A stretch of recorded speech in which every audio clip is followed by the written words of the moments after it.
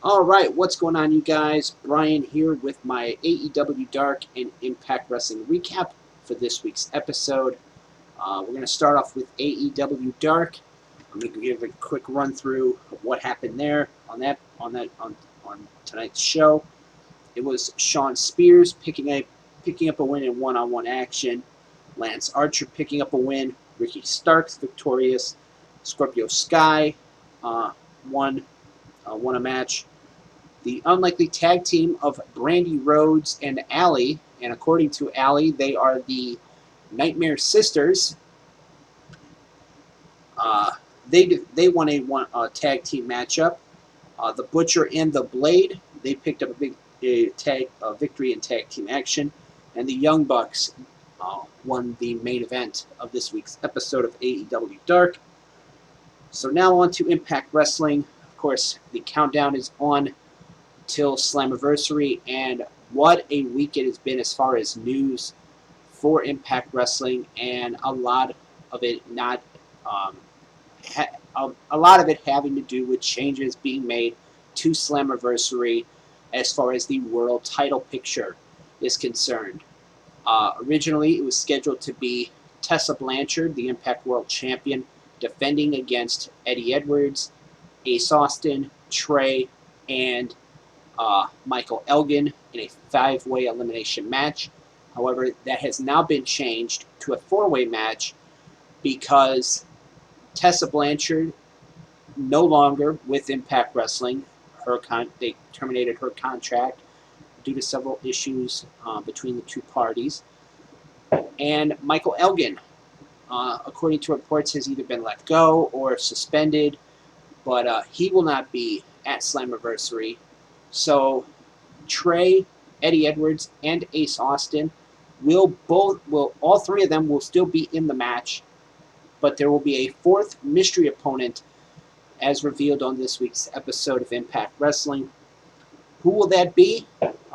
Could it be a former world champion making his return to Impact, making his coming to Impact Wrestling, or coming back to Impact Wrestling as they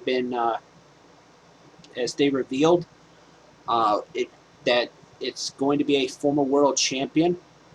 Um, of course, other news as far as Impact is concerned, uh, Luke Gallows and Carl Anderson look like they might be.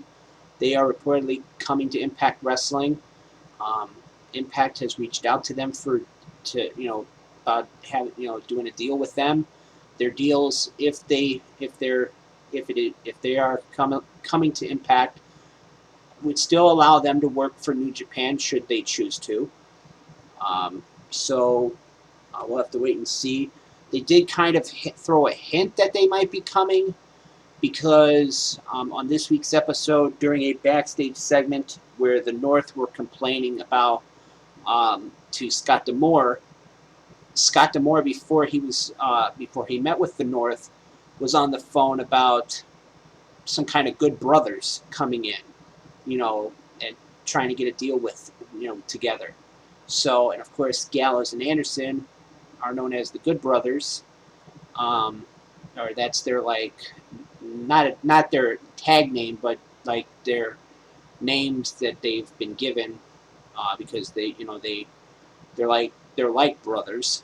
So that'll be interesting to see what happens there. But getting into this week's episode, we had Chris Bay, who at Slammiversary will be challenging Willie Mack for the X Division title. He picked up a win over Suicide. We heard from the current TNA World Champion, and as of right now, the only World Champion in Impact Wrestling, Moose, who talked about his upcoming match on this week's episode with Crazy Steve for that particular championship. We had a Chris Bay and Johnny Swinger backstage segment after that took place. I think after that match between Chris Bay and Suicide. Swinger's like, "Oh yeah, that's how it works. That you got to cheat to win, and you got to do it behind the referee's back, and all this other stuff. And don't worry, I'll pay off the referee at Slammiversary." But a referee came up behind him and Chris Bay is trying to warn Swinger, like, wait, no, don't say anything else, don't say anything else. When Swinger turned around, the referee told him that, you know what, I'm gonna go have a talk with management and have you banned from ringside at Slammiversary in Chris Bay's match against Willie Mack. So apparently management listened to the referee, and in Chris Bay's match where he challenges for the X Division title against Willie Mack at Slammiversary, Johnny Swinger will not be in Chris Bay's corner. So we had a tag team match featuring two teams looking to make a statement in the tag team division, as Fallah Bahh and TJP defeated Adam Thornstowe and Luster the Legend, Reno Scum. That was a big tag team victory for Fallah Bahh and TJP, looking to build momentum and looking to move up the ranks in the tag team division. We had a locker room talk segment, which is Madison Rayne, which is hosted by former 5-time Knockouts champion Madison Rayne, as well as Johnny Swinger. Their guests were Johnny Bravo, where Madison asked Johnny Bravo what's going on between him and Rosemary, and is there a relationship there? Is there something going on? Is there some kind of connection there? And they also had Rosemary as a guest, and Bravo kind of stuck up for Rosemary when Swinger started making comments about there's a connection between Rosemary and Swinger, and then all of a sudden Taya walks in, and she wants Rosemary to be her tag team partner for, I believe, next week against probably Susie and Kylie Ray. So that was pretty much it for that. I did mention at the beginning, the North had a promo with Scott D'Amore where they did an interview segment in the ring where they talked about their attack on Ken Shamrock last week, and they would be interrupted by Shamrock, who would come out, and then all of a sudden the lights would go off, the ICU thing would pop up. Sami Callihan, who had been in a feud with Shamrock, would come in the ring, and him and Shamrock would go after the tag team champions. This would lead to the North, the longest reigning Impact World Tag Team Champions, going to Scott D'Amore and saying, "What are you going to do about this? We were not prepared for a fight with Shamrock and Callihan. We were not dressed to compete." D'Amore says, "You know what? Fine, I'll do something about it. At Slammiversary, with the titles on the line, I know you two are going to destroy and tear Callihan and Shamrock apart." So that looks like that is another huge match set for Slammiversary coming up on July 18th. The North defending the tag team championships against Ken Shamrock and Sami Callihan. So, and in my opinion, that's going to be a tough test for that particular tag team in their tag title reign. We heard from Trey, who had a big match a little bit later on in this episode. He talked about Madman Fulton, who was revealed as the man that had attacked him on two separate occasions. He basically made it clear that he was going to go after and hurt Madman Fulton, and if Ace Austin got in the way, he would break him and use him as a step stool because of the height difference between Madman Fulton and Trey. So that was pretty much it for that. We saw Moose successfully defend his TNA World Heavyweight Championship against Crazy Steve. After the match, Moose would attack Crazy Steve, and then while other officials as well as Tommy Dreamer came out to try to calm the situation down, tried to get Moose to leave the ring, Moose would come back into the ring and attack Tommy Dreamer. And then Tommy Dreamer, after this, let's see if that was the next thing on the list. Tommy Dreamer cut a promo talking about Moose, talking about how Moose is only in Impact Wrestling because for a paycheck. Um, Cutting a really solid promo on Moose, obviously setting up something for these two.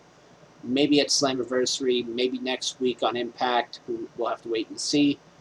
Then a little bit later on, Moose would cut a promo backstage, saying he heard what Dreamer said. Dreamer doesn't know him, um, and he wants a public apology, or he's going to sue Tommy Dreamer and Impact Wrestling for what is the word? Defamation of character. So, will Tommy Dreamer apologize? We will have to wait and see. We had a Hernandez, what I put down as a Hernandez Deaners arm wrestling, where both Deaners lost in arm wrestling matches to Hernandez for money. Then we had Kiera Hogan taking on Havoc. Of course, these two women involved in a bit of a feud with Kiera Hogan and Tasha Steelz, and they're feuding with Havoc and Nevaeh. Kiera Hogan picked up the win with a little bit of help from Tasha Steelz and Havoc's mask, or gas mask that she wears around her face. Of course, both women entered. I should say all four women, Nevaeh, Havoc, Kiera Hogan, and Tasha Steelz. They're involved coming up at Slammiversary in a Knockouts Gauntlet match, number one contenders Gauntlet match, with a slew of other knockouts. Also, the Knockouts Championship will be decided at Slammiversary, as Deonna Purrazzo will challenge Jordynne Grace for that championship.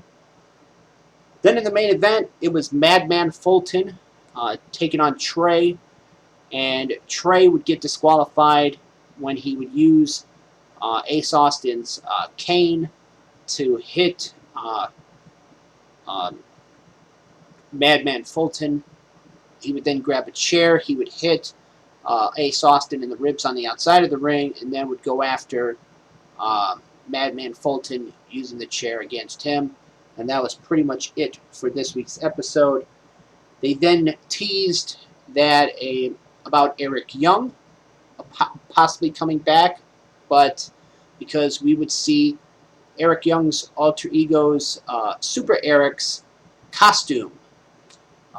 So we'll have to wait and see. They've been doing a lot of teasing recently of who could be coming back, what former world champion is coming back, so we'll have to wait and see who it is that actually comes to Slammiversary coming up on Saturday night, July 18th. So that was pretty much it for this week's episodes of Impact Wrestling, as well as AEW Dark. This has been my recap of both shows. As always, I am Brian, and thank you for watching.